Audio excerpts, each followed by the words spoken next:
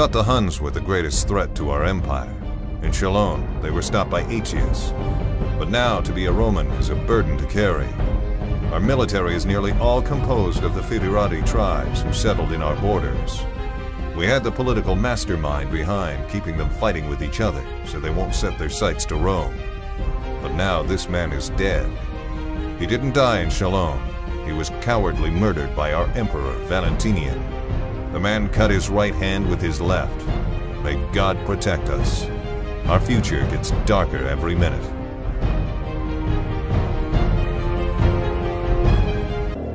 What do you do with a man who kept in check hundreds of different tribes from raiding and pillaging, saved the empire when it needed a general to stop the biggest barbarian horde to ever be formed, and served his whole life as a faithful, determined soldier?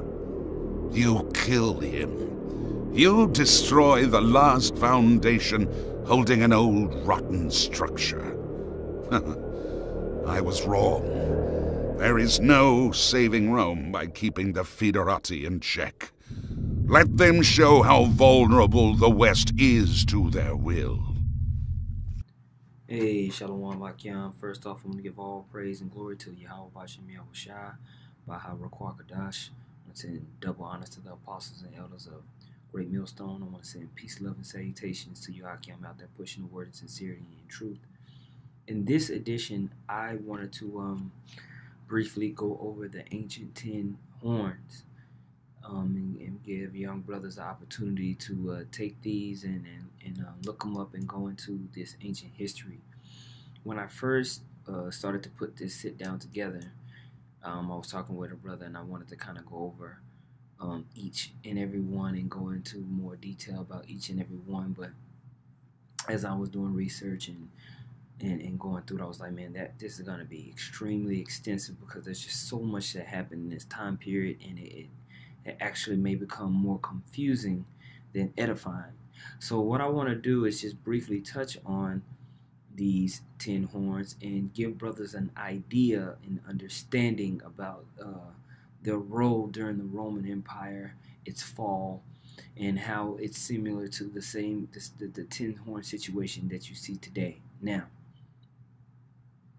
when you look at this map that I have pulled up on the page right here, you see these common market, what was called barbarian families, that the Roman Empire used in order to make trade deals, control territories, and to build its empire from it. Okay? So just give brothers time to write these down. You want to write down the Vandals, the Heruli, the Ostrogoths, the Lombards, the Alemanni, the Burgundians, the Visigoths, the Suevi or Sudi, the Franks, the Anglo-Saxons. Okay? Now, in and around these times, you had, like, even when you look here in what the area of the Visigoths, this area, there was many different tribes. Like the Vandals, they held areas of Hispaniola up in here. These islands in different times were held by different people. But that's the nature of kingdoms and empires. Okay. One other thing that you have to always remember is that Esau, over time, has become a master at removing landmarks and borders and reestablishing landmarks and borders and changing the history of those lands into his own kind of gobbledygook. Okay, so tracing and going back into ancient times, it can be difficult and extremely tedious, because you will go into a part of history like the Greek period. I was talking with brothers, sending me articles back and forth. You know, there's a time period of the Greek history where it's just, we don't know what happened. You know, it's like a switch from the Etruscan and what we consider the Japhetic tribes ruling these regions to, when you go into history, they'll just be like, it was a dark age. We don't know what happened. And us that's spiritual, we know what happened. We understand about the expulsion of a lot of the Edomites, how they ran into Egypt, how they ran into Macedonia and spread so forth and so on, from way back in 1000 BC, tracing all the way back to 1000 BC and maybe even some times before that. We know about the Assyrian captivity that led a lot of our people up into these regions. A lot of the northern tribes. There's a lot of northern tribe artifacts in Hebrew culture that we can find up in these regions. Now, through the Spirit, when you look into the scriptures, and we're going to pull this one first, in the book of Revelation 17 and 11, it says, "And the beast that was not and is not, even he is the eighth, and is of the seventh, and goeth into perdition." Question, vocab alone. What is that eighth? All you Christians, what is the eighth that is of the seventh? What is it? All right. Don't give them the answer, Akim. I know y'all brothers know.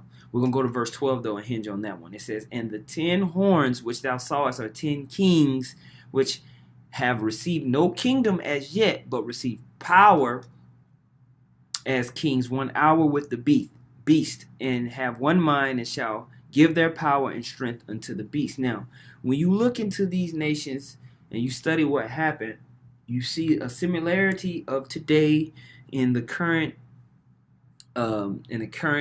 NATO, EU, or some, UN system.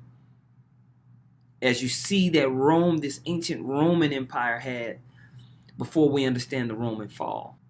Okay, so you see how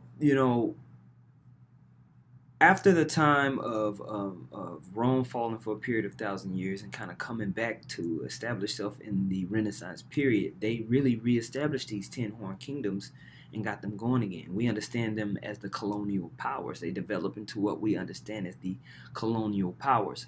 These were the powers when you want to talk about Italy, Spain, Portugal, Germany, Great Britain. These colonial powers were the same powers that took over the world with the beast. Okay, they came and took different portions of North, Central, and South America and the islands. They took China, they took India, they took large portions of Africa and Asia. Okay, they went all over the world conquering. Okay, they're famous. The most famous part of their dominion is, of course, over here in the Americas. Why? Because the nation of Israel was held captive over here. So it's always going to be the centerpiece of what happened during that Renaissance period. Okay, but before that, before Rome fell, this ancient Roman Empire had these guys as their vassal states that they used in order to for conquest. And I want to read a little bit about that, okay? I want to read a little bit about that and talk about it, okay? Germanic Roman contracts. Now, you got to understand that history is written from the perspective of the ruler. And even when you go into Wikipedia, just kind of like modern talk, they're going to speak from a Roman perspective. They might not think they're doing it, but when they call them the barbarians and all of this, it's a Greco-Roman perspective. Okay, Roman, Germanic Roman context. Even the term Germanic, they came out of Julius, saying that. Okay, it says the contact between Germanic tribes and Romans can be divided into 4 aspects: the military aspect, trade aspect, the gift aspect, and the plunder aspect. All these aspects give probable answers as to how and why Roman objects got into Germanic hands, and why a vast amount of Roman objects still can be found as far as Norway. It is noteworthy to understand how Roman objects brought elements of Roman culture with them, and how they to some extent shaped Germanic culture and identity, and they heavily shaped it. Now, I'm just gonna go quickly over this, man. These Germanic tribes had different noble families that the Romans were able to manipulate. Sound familiar? That the Romans were able to manipulate and get some of the chief families to not only war against one another, but to take the chief of their people and bring them in as militia and army men in the Roman military. Along with being able to do that, they got high rank, money, food, all these different types of tradable goods. The same thing that you see whenever you look at this system. When you see that these nations have come together and have utilized the power of the beast, the power with the eighth beast that came out of the seventh, okay? This is a dynamic thing. See, what Esau wants you to do is everything has to be bordered and put into a box in order for prophecy to make sense to them. What we're telling you is that the Bible don't work like that. Is that nations and people is an ebb and flow of time and chance and the will of the Heavenly Father. So when we're looking at these nations, when we're looking at these kings that had no power, but they weren't kings as of yet, but they were given power, right? They received no kingdom as yet, but received power as kings 1 hour with the beast. We're looking at a dynamic, kind of evolving, growing mechanism that the strength and the will of men are using through the spiritual demon Satan to control the world. Okay? And that's what's happening. There's this whole idea that Babylon is this, Babylon is everything. Babylon is, no, man. Babylon is first what is prophesied to be. But it still is an idea. Rome was a place.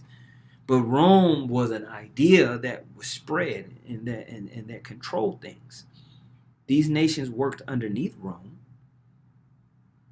but they wasn't Rome. But they worked with Rome.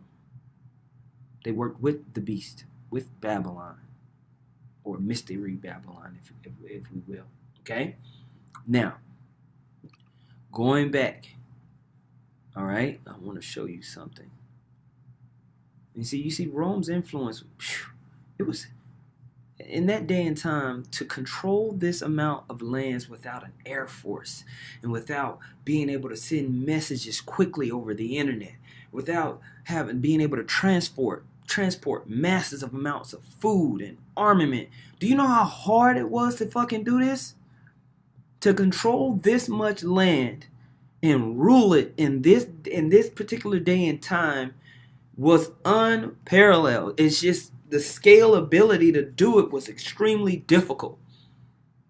So now that people see America and the West and how they really control the whole world. Well, Esau's technology has allowed him to do that. Back then, controlling this much land and space and different people and customs was extremely difficult, man. You have to be very good at manipulation, very good in war tactics. You have to be the creme de la creme you have to be the devil, man, to really just control these lands like that, man. Very, very difficult, man. So the Roman enterprise was something that was unimaginable. You have to scale things back and really think about this in the ancient world point of view. How big the Roman Empire was and how difficult it was for them to be able to maintain an empire with this type of scale. It was absolutely unimaginable. Okay? Unimaginable. Okay? So they had to do it through trade and contract and agreements and manipulation, along with their military physical might. Okay? Because look, if you had somebody over here going to war and they had a significant army, and your army is way over here fighting, but what you gonna do? You gonna have to send a letter over here, tell these niggas to get together. Meanwhile, send some ships out. We gonna, you know what I mean? You gonna have to figure it out, So when we understand this, you have to think about this scope and then translate it into this kingdom of this beast. The head was bruised and it came back, and it was just more dynamic and more powerful than ever before. Okay? You best believe that this Western society is mentioned in the scripture. And there's nations running it. Biblical nation. There's a biblical nation running it. And it's the Edomites. Okay? And we're not confused about who the Edomites are. We know it's this you so-called European / American white people in general. It's you. You're ruling. You guys have crept down there in the land of Israel today that are ruling out of that land, ruling the mechanisms of the world today. Okay? All right? So these these common market systems were controlled and dominated by the Roman Empire during this time, okay? Check this out. Now, these were called the federati. And if somebody can say it better, so be it, okay? All right? Federatus, or the federati, Apostle Kabar got this Latin down. Got that Italian / Latin down. Let's go, champ. It says, was one of the several outlying nations to which is any one of several outlying nations to which ancient Rome provided benefits in exchange for military assistance. The term was also used especially under the Roman Empire for groups of barbarian mercenaries of various sizes who were typically allowed to settle within the Roman Empire. Okay? Early in the history of the Roman Republic, the Federatists identified one of the tribes bound by treaty, okay, who were neither Roman colonies nor beneficiaries of Roman citizenships, but were expected to provide a contingent of fighting men when trouble arose, thus were allies. The Latini tribe were considered blood allies, but the rest were confederates or soci. All right. The friction between these treaty obligations without the corresponding benefits of Romanity led to the social war between the Romans, with a few close allies and disaffected soci. Okay. Now you can go and read about this more. I kind of clicked on all this, and when you go, bro, the history is so vast and it's extremely interesting. So I tell you, brothers, even if you just Wikipedia this information, Wikipedia, It says later in the sense of the term, federati as usage and meaning was extended by the Roman practices of subsidizing entire barbarian tribes, which included the Franks, Vandals, Alans, Huns, and best known as the Visigoths, in exchange for providing warriors to fight in the Roman armies. Okay, and you see a similar type of idea today in this current beast system, and with the allied groups doing their thing along with other nations now. Just like Rome did back then. You had these common, federati, and then you had other extending groups that the Roman Empire had elicited to do different tasks. They had different people doing their trade, different people doing military stuff. You had to. It was too big to run, to not use the other nations roundabout, or not use these other lands roundabout, okay? It was too big, okay? And so you have the same thing that's happening here, okay? Same thing that's happening here, okay?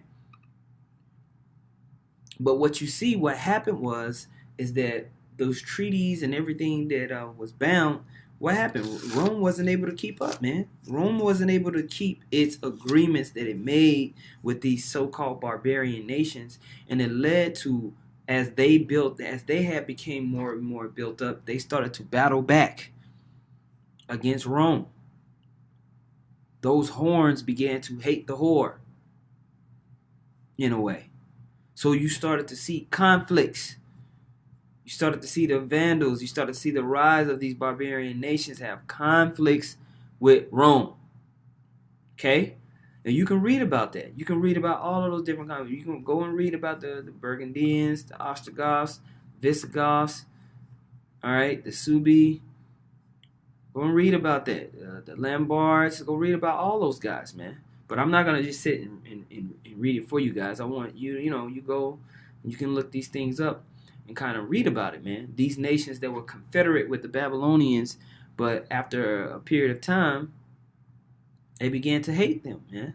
They began to battle back, and so you had a major fall in Rome in 193 A.D., but you had its complete collapse when you get up into 4th century. Okay, when you get into the 4th century. In the 5th century, that's when you had the whole idea of Rome fall in on itself. Okay? Which led to that 1,000-year period That the beast was wounded, then rose back up during the time of the what was called the rebirth or the Renaissance period. Okay, so you brothers can check that out and go into the what was called the Byzantine Empire, and it'll lead you into all that different information. Okay, but you read here. It said in Revelation 17:13, these have one mind and shall give their power and strength unto the beast. These shall make war with the Lamb, and the Lamb shall overcome them. For he is the Lord of lords and the King of kings, and they that are with him are called and chosen and faithful. And he saith unto me, the waters which thou sawest, where the whore sitteth, are peoples and multitudes and nations and tongues. And the 10 horns which thou sawest upon the beast, these shall hate the whore, and shall make her desolate and naked, and eat her flesh, and burn her with fire. For the Most High hath put in their hearts to fulfill his will, and to agree and give their kingdom unto the beast, until the words of the Most High shall be fulfilled. Okay? And so we see that developing even until this day. And we talk about the geopolitical alliances of these current 10 horn nations in World War III algorithm. It's called World War III algorithm, geopolitical alliances. How you see Germany, France, Belgium. You seeing the Brexit happen, which we're going to talk about on the next algorithm. We're going to do an algorithm update, Lord willing. Me and the brother Require Quam, and kind of go over the World War III, combat aspect and how dynamic it is. Okay. You see these nations, even with the issue of them trying to establish themselves as these fake Jews trying to take and make Jerusalem the capital. You seeing their allies, you seeing the people that they had elicited to have power with them for an hour, you seeing them begin to hate the whore that rideth upon the beast. Okay? That's what we see. Okay?